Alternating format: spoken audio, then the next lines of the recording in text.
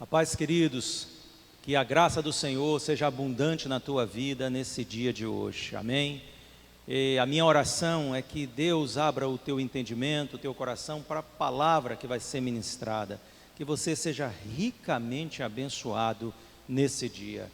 Eu quero discorrer uma mensagem a partir do texto que se encontra em Colossenses, na Epístola aos Colossenses, no capítulo de número 3, nos versículos de número 1 e 2, estão escritos: portanto, se já ressuscitastes com Cristo, buscai as coisas que são de cima, onde Cristo está assentado à destra de Deus.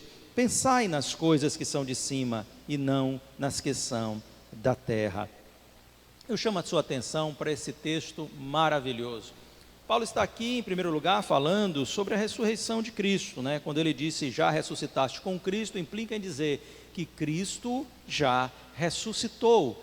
Então, se nós ressuscitamos com Cristo, nós então temos que ter o entendimento de que, em primeiro lugar, houve a ressurreição de Cristo, que foi testemunhada por mais de 500 testemunhas. Naquele domingo, o túmulo estava vazio. Mas Paulo traz um elemento doutrinário novo a essa discussão. Ele diz que nós também ressuscitamos com Cristo. Mas em que dimensão isso pode ser aplicado? Porque ele não está falando da dimensão terrena. Nós, humanamente, não morremos para então ressuscitarmos em vida espiritual. O que ele está aqui falando é que nós passamos da morte espiritual para a vida a partir do momento que cremos que Jesus Cristo é o Senhor. Irmãos, a nossa ressurreição se deu num âmbito espiritual, aonde morremos para o pecado, para vivermos então para Deus. No capítulo 6, no versículo de número 11, da Epístola aos Romanos, Paulo escrevendo aos Romanos, ele diz assim: assim também vós considerai-vos como mortos para o pecado, mas vivos para Deus em Cristo Jesus, o nosso Senhor. Essa morte aqui anunciada é a morte para o pecado, e a vida aqui dita é uma vida nova em Cristo Jesus. Nós precisamos ter a consciência de que somos uma nova criatura em Cristo Jesus. Mas o texto vai além. O texto então está linkando, o texto está ligando esta nova realidade de ressurretos em Cristo Jesus, na perspectiva espiritual, como eu já falei, a uma nova condição de vida, e não só uma nova condição de vida, mas a prática diária de uma nova vida em Cristo Jesus. O que nos dá a entender o texto é que Paulo está dizendo que esta nova vida precisa ser manifestada no seu dia a dia, no seu cotidiano. Precisamos não só dizer, afirmar e testemunhar que somos uma nova criatura em Cristo Jesus, mas precisamos viver e vivendo testemunhar desta nova realidade diante dos olhos daqueles que observam a nossa vida. Isso é maravilhoso.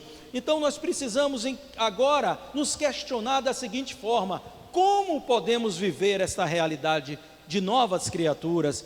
Como podemos viver essa condição de nova vida em Cristo no nosso dia a dia?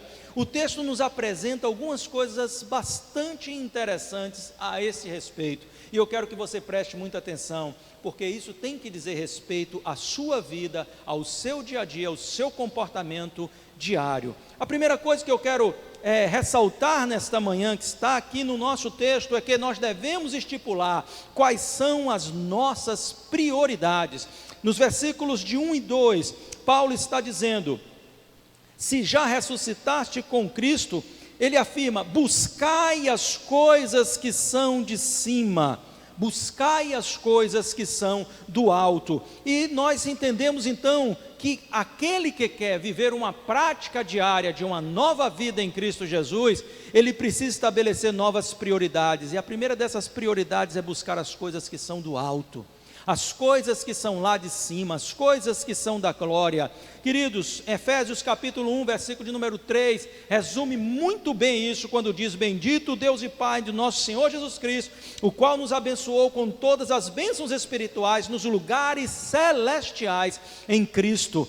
Tudo o que nós precisamos já foi provido por Cristo. O sentido aqui é que tudo o que nos é necessário para a nossa jornada de vida já foi concedido nas regiões celestiais, na pessoa bendita do nosso Senhor e Salvador Jesus Cristo. Buscar as coisas que são lá de cima, buscar as coisas que são do alto, significa dizer tomar posse de todas essas bênçãos que são necessárias para a nossa jornada terrena.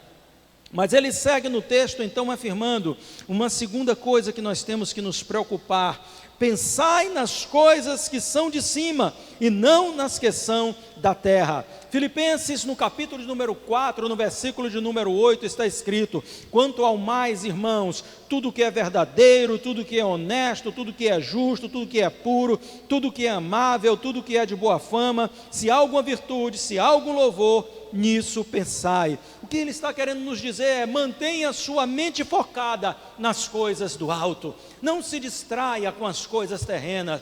É claro que você aqui interage, é claro que aqui você tem a sua vida, você produz, você planta, você colhe, você trabalha, você está interagindo com as pessoas neste âmbito terreno, mas o seu pensamento tem que estar focado nas coisas que são lá de cima. Bendito seja o nome do Senhor. Então a primeira coisa que nós observamos aqui, em relação ao comportamento de uma nova vida, que determina que de fato ressuscitamos com Cristo Jesus, é que devemos estipular quais são as nossas prioridades, e essas são: buscar as coisas que são do alto e pensar nas coisas que são do alto, ocupar a nossa vida com aquilo que diz respeito à eternidade, aquilo que diz respeito ao reino do Senhor. A nossa mente muitas vezes está impregnada de coisas terrenas, e isso sobrecarrega os nossos sentimentos, as nossas tensões, irmãos. Mas quando nós nos focamos nas coisas que são lá do alto, quando mantemos o nosso pensamento firmado nas coisas que são lá de cima, então nós conseguimos lançar sobre Cristo este fardo pesado que o mundo traz a nós. Mas um outro elemento que eu gostaria de abordar aqui no nosso texto, para testemunhar dessa nova condição de vida em Cristo Jesus, é vivermos de forma santa. No capítulo ainda 3, nos versículos de 5 a 15, Paulo está falando dessa nova condição que temos que ter, despojados do pecado. Ele está aqui afirmando que nós precisamos jogar fora as velhas roupas do pecado e nos vestirmos das roupas de santidade. Nada testemunha mais acerca de uma nova condição de vida em Cristo Jesus do que um testemunho de santificação, um testemunho de separação das coisas do mundo. Quando você verdadeiramente atesta que você é uma nova criatura em Cristo Jesus, você tem que ter uma vida santa, você tem que ter uma vida separada. Nós não podemos estar nos envolvendo com o pecado não pode mais nos dominar. Lembra de que no início dessa mensagem nós afirmamos aqui de que morremos para o pecado e temos agora uma nova vida em Cristo. Ora, se morremos para o pecado, isso significa dizer que o pecado não pode mais nos dominar, significa dizer que nós não estamos subjugados pelo pecado. Então pecar se torna uma opção para nós, e não pecar se torna também uma opção para nós, irmãos. Nós podemos dizer não ao pecado da mesma forma que podemos dizer sim ao pecado. Eu lembro de um texto da palavra de Deus, onde Deus fala com Caim, diz: Caim, o pecado está à porta, o teu desejo é para ele, mas cabe você dominá-lo. Caim precisava lutar para dominar o pecado, porque o poder da graça não estava na vida de Caim. Mas nós, queridos, apesar de termos uma luta sim contra as inclinações carnais, está sobre nós a bênção de não sermos mais subjugados pelo pecado. Você vive debaixo da graça e não da lei, por isso o pecado não terá mais domínio sobre a sua vida. Testemunhar de uma nova condição de vida em Cristo Jesus para aqueles que ressuscitaram com Ele do ponto de vista espiritual implica em vivermos uma vida de santidade em sua presença. Um outro elemento encontrado no texto para testemunharmos dessa nova condição de vida é encher o nosso coração com a palavra do Senhor.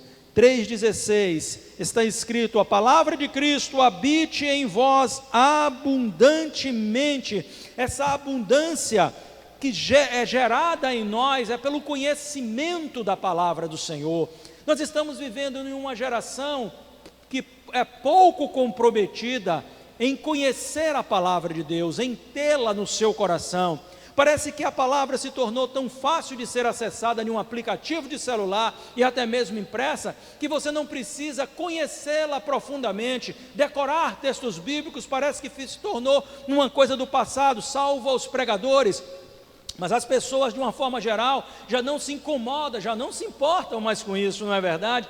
Parece que elas estão dizendo: olha, eu não preciso decorar textos bíblicos, eu não preciso memorizar textos bíblicos, eu não preciso fazer uma leitura diária e constante da palavra de Deus, porque eu tenho um aplicativo na minha mão, e onde quer que eu esteja, eu posso lançar mão desse recurso, e eu tenho ali a Bíblia diante dos meus olhos. Mas eu quero te dizer uma coisa, que você precisa saber, para que você não presuma de si mesmo de ser uma pessoa fortalecida na fé, se você não tem conhecimento da palavra de Deus. Porque a palavra do Senhor Deus diz o seguinte: a fé vem pelo ouvir a palavra de Deus. Isso implica dizer que a fé vem pelo conhecimento. Naquele tempo, a palavra era passada de forma oral. Hoje nós temos a leitura da palavra de Deus, mas o que nos importa sabermos é que, conhecendo a palavra de Deus, a nossa fé é edificada pelo conhecimento da Sagrada Escritura do Senhor. Por isso, neste dia, eu quero dizer a você, eu quero apelar a você, que você esteja buscando a Deus através da sua palavra, que esta palavra esteja enchendo o seu coração, porque uma vez que essa palavra é injetada em você, a sua fé é aprimorada, a sua fé é edificada, e quando vivemos pela fé, nós estamos testemunhando de que existe uma nova realidade de vida em nós, que não é apenas mera religiosidade, a nossa confissão de fé, mas existe uma prática, uma realidade no nosso cotidiano. Nós somos aqueles que creem na palavra de Deus. Bendito seja o nome do Senhor. Também nos afirma o texto que, para testemunharmos dessa nova condição de vida em Cristo Jesus, eu e você, como ressurretos com Cristo, é necessário nós construirmos uma relação familiar sobre o alicerce de valores espirituais. Veja o que está escrito no capítulo 3, dos versículos 18 a 21. Vós mulheres, estais sujeitas a vossos próprios maridos, como convém no Senhor. Vós maridos, amai as vossas esposas, e não vos irriteis contra elas. Vós filhos, obedeceis em tudo ao vosso pai, porque isto é agradável ao Senhor. Vós filhos, vós pais, não irriteis a vossos filhos, para que não percam o ânimo. Perceba, a relação familiar proposta, a nossa nova condição de vida em Cristo, é diferente dos padrões do mundo. Perceba o que a palavra de Deus está dizendo a você, minha irmã. A palavra está ministrando que você deve ser uma mulher de Deus, submissa ao seu esposo. Então você que gosta às vezes de determinar coisas na sua casa, de mandar e tal, cuidado com isso. Eu não estou querendo dizer que você tem que ter uma submissão cega ao seu marido.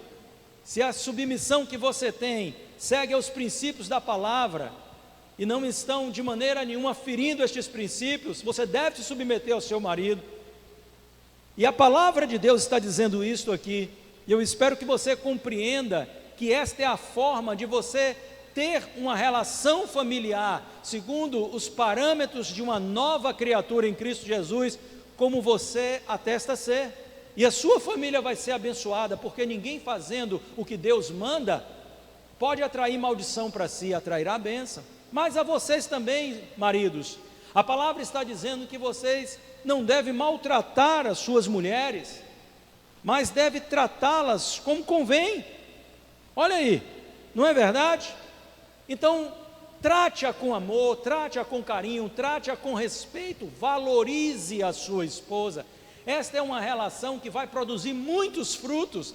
A valorização é algo muito importante para qualquer ser humano. Se você não valoriza a sua esposa, com certeza a tristeza se abaterá sobre ela.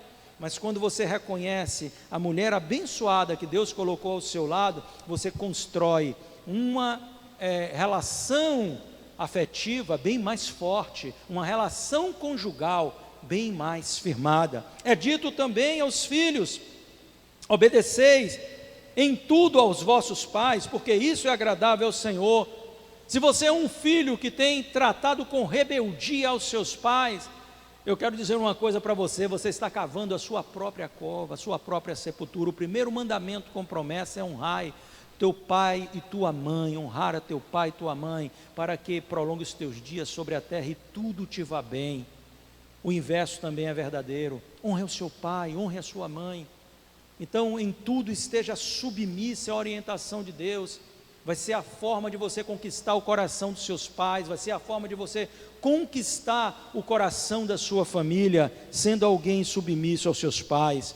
E os pais, tenham cuidado, não incite a ira dos seus filhos, pega leve com a garotada, só não pega leve no que diz respeito à condição de vida em santidade, não faça concessões a pecados, mas no demais, pega leve.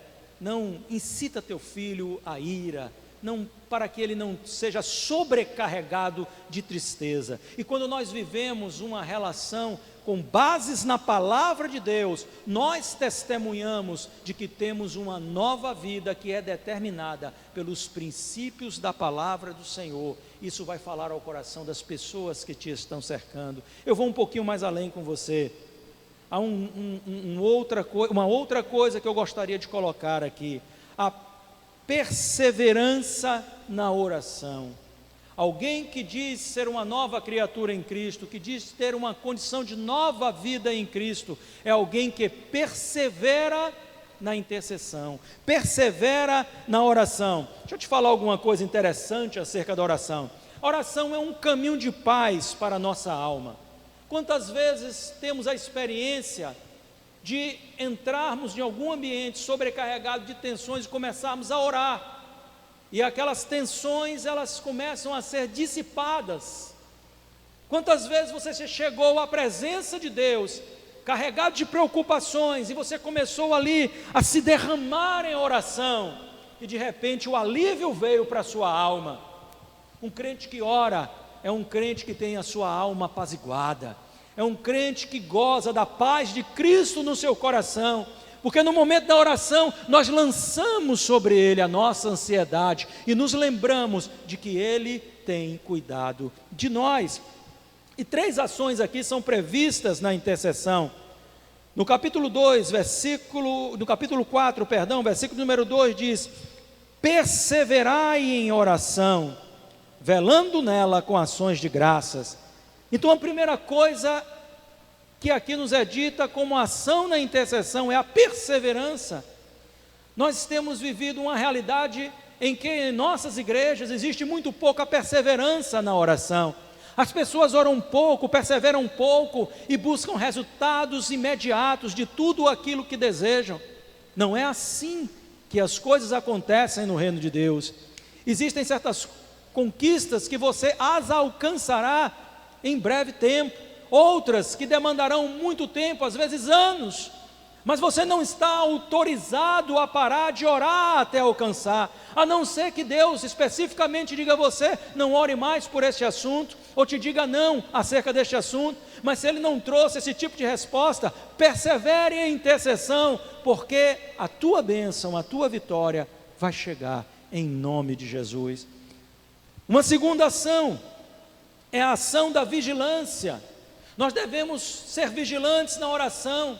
E o que isso significa, queridos? Significa também dizer que nós precisamos estar vigilantes para não perdermos o hábito de orar, para não perdermos o empenho na oração, o desejo de buscar a Deus através da oração. Porque se deixamos de orar, nós deixamos de nos fortalecer e nos tornamos crentes em inanição.